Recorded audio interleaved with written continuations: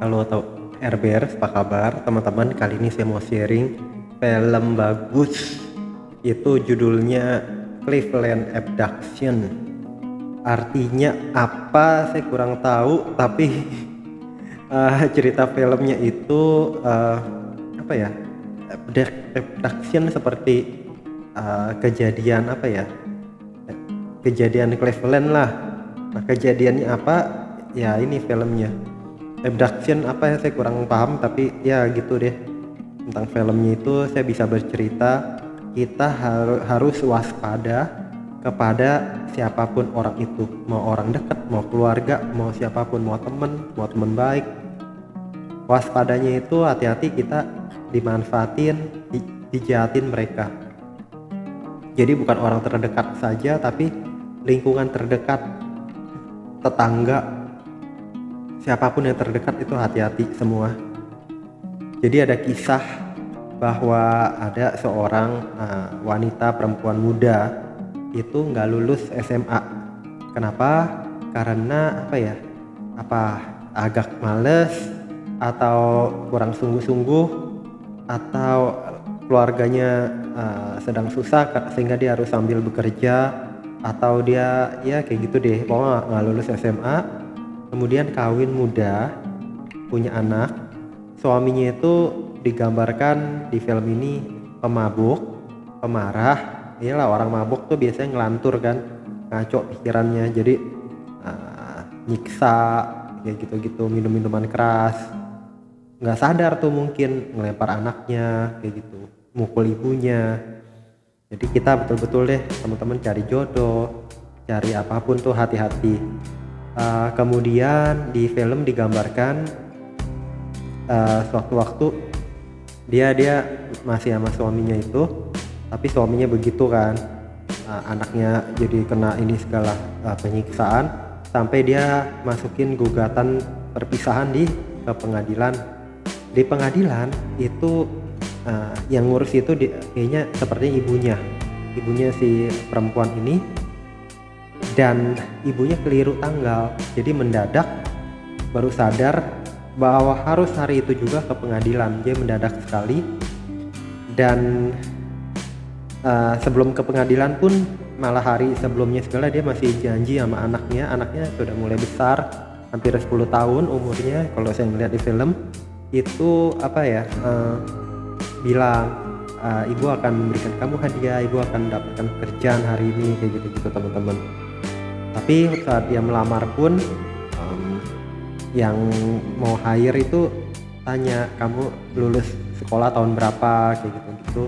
Dan karena dia bilang dia nggak lulus SMA, jadi dia nggak diterima. Bayangin teman-teman, jadi kita belajar perlu, keberuntungan perlu, berusaha sungguh-sungguh perlu, banyak faktor dalam hidup ini. Yang penting apapun yang terjadi, mungkin masalah banyak kita hadapi, jangan kita melakukan kesalahan, jangan kita males-malesan, kita terus berusaha saja yang sebaik-baiknya kayak gitu. Tapi kalau ada kegagalan apapun, ya kita jangan lakuin kejahatan deh, itu aja. Udah, pokoknya dia jadi dapat musibah, nggak diterima kerjaan ya.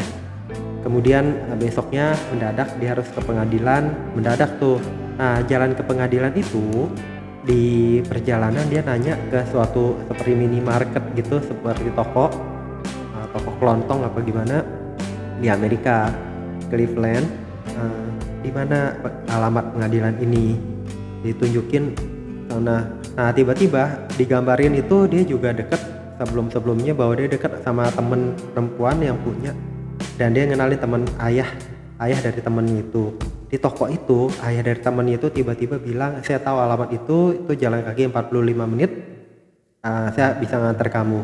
Nah udah oh kamu ayahnya si siapa gitu ya, Emily, ayahnya siapa. Nah begitu di parkiran dia bilang, saya punya anak anjing yang baru kawin punya anak, saya akan memberikan ke anak laki kamu, pasti senang gitu kan. Dia bilang enggak, dia bilang saya buru-buru, itu pengadilan akan mulai bentar lagi kayak gitu kan. Dia bilang saya akan nganterin tepat waktu, izinkan saya untuk pas melewati rumahnya dan mengambil anak anjing untuk kamu bawa, kayak gitulah intinya. Oke, udah sampai di rumahnya itu ternyata Dia bilang mana, tanya kan ke cewek, mana, di mana anak anjingnya, di atas, dia bilang gitu. Sampai di atas, dia naik ke atas, langsung pintu ditutup, dia dikunci, dia dipukul, kemudian badannya diikat, jadi mulai dipermainin tuh, diikat ke langit-langit kayak kipas angin, kayak tali macem-macem. Otomatis dia nggak bisa ke pengadilan. Dan ya udah, selang sehari kemudian atau selang berapa jam kemudian, dia bilang dia minta tolong agar dia dibebasin atau kayak gimana, saya janji nggak akan lapor polisi kayak gitu kan. Udah begitu, akhirnya Belaga pura-pura turun, cari tempat nyaman di bawah, dia dikerjain, diperkosa gitu badannya. Orangnya cakep gitu ya, perempuan cakep semuanya, cuman pelakunya ini yang nggak benar, pelakunya ini perlu dihukum setimpal. Nanti pelakunya itu akan bunuh diri di penjara, digambarkan dihukum 1000 tahun, dan ini dengarnya cerita bener. Udah pokoknya dia dikerjain, diperkosa gitu. Udah sampai kebesokan nggak terasa sampai nanti ceritanya sampai 11 tahun. Dan dalam perjalanan 11 tahun ini ada tetangganya lagi, perempuan lagi yang merupakan tetangga si ini, orang ini juga diculik. Ada perempuan kedua hamil, dipukul pakai dumbbell pemberat itu karena dia lagi nggak mood, kayaknya nggak mau ada anak itu ada di rumah dia, akhirnya dipukul pendarahan. Ya udah, dan semuanya itu dilakukan tanpa bantuan dokter, tanpa bantuan rumah sakit. Jadi misalnya dia keguguran kayak gitu, kesakitan, udah merana aja, pembersihan semuanya sendiri. Dan nggak ngerti tuh pakaian segala gimana, jadi betul-betul penyiksaan 11 tahun, setahun aja lama kan teman-teman. Kemudian yang ketiga hamil dan dia seneng dan jadi mau dipelihara, tapi malah dia ancam ke dua orang lain, kalau sampai dia nggak berhasil melahirkan dengan selamat, saya akan membunuh, saya akan menembak pistol ini ke kalian, ke kamu. Ya, jadi ini orang kejam. Akhirnya lahirin dengan selamat dibantu dua temen itu. Udah, anaknya tumbuh dewasa, tumbuh besar. Nah, selama kejadian itu anaknya si penculik ini juga ada yang datang segala, teman-teman main bandnya juga ada yang datang.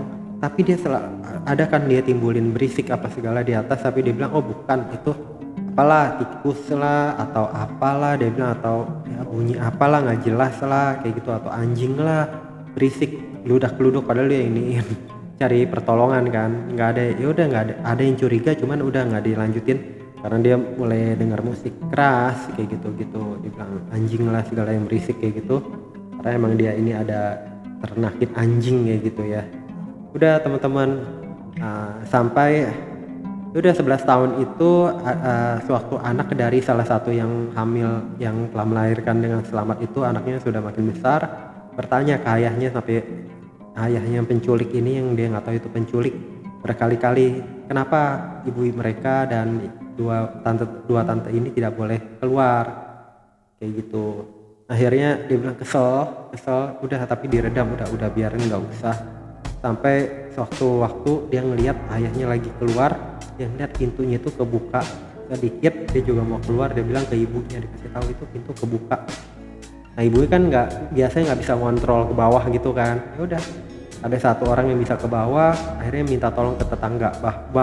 Bahkan bahwa malah sebelumnya itu tahun-tahun awal pun sudah ada tetangga yang curiga, tapi polisi pun tidak tanggap. Gambarannya seperti itu, tidak terlalu mempedulikan, dipikir biasa aja.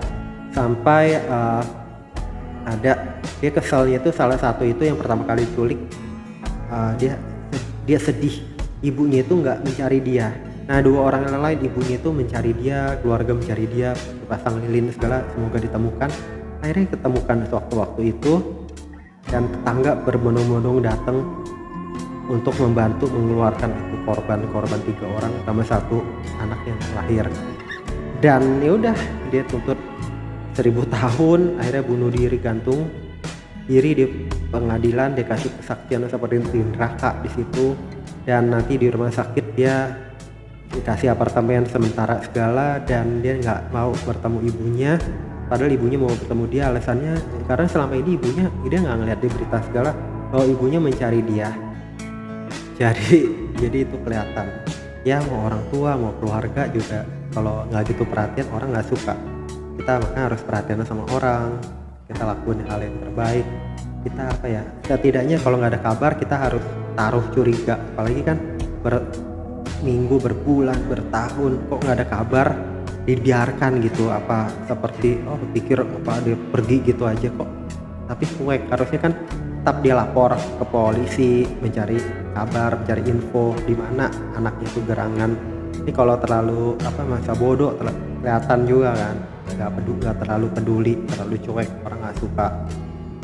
Ya udah, akhirnya nggak mau bertemu, dia di pengadilan, akhirnya filmnya berakhir kayak gitu. Si itu juga malu sama katanya kalau dia nyerahin diri, malu sama keluarganya segala, anaknya yang merupakan teman korban segala. Teman korban juga nggak mau berhubungan lagi dengan korban yang lain. Dengarnya ada yang salah satu mengatakan demikian karena kata ibunya agar bisa melupakan peristiwa penculikan itu. Dan anaknya yang laki yang awal dia perebutin di pengadilan untuk balik ke dia, ternyata sudah diadopsi, dan dia dapat kabar bahwa dia bisa narik kembali adopsi itu kembali ke dia karena waktu diadopsi tidak ada persetujuan dari ibu kandung. Tapi ya dia berpikir ulang, ya udah, itu dari ibu yang ngeadopsi juga mengatakan bahwa untuk kebaikan tuh anak, jiwaannya baik, sebaiknya tidak perlu mengetahui bahwa ibunya aslinya siapa, biar dia move on aja, berjalan yang sudah ada. Dan ya udah, akhirnya dia tidak ambil haknya, udah akhirnya dia relain anaknya, dia cuma bisa lihat fotonya. Jadi kasihan, suatu pengorbanan. Kita yang hidupnya lebih bisa lagi bahagia, kita harus selalu bersyukur teman-teman. Kita harus selalu melakukan yang baik, jangan melakukan kejahatan, jangan melakukan hal yang jelek, dan semoga kita pun bisa hidup bahagia. Jangan lupa subscribe, like, share, komen. Sampai jumpa di video-video saya berikutnya. Selalu waspada, selalu memperhatikan lingkungan sekeliling, bantu sama yang membutuhkan, bahkan mungkin ada kejadian kejahatan di sekitar kita jangan cuek teman-teman, kita harus aktif bisa membantu. Bye bye teman-teman.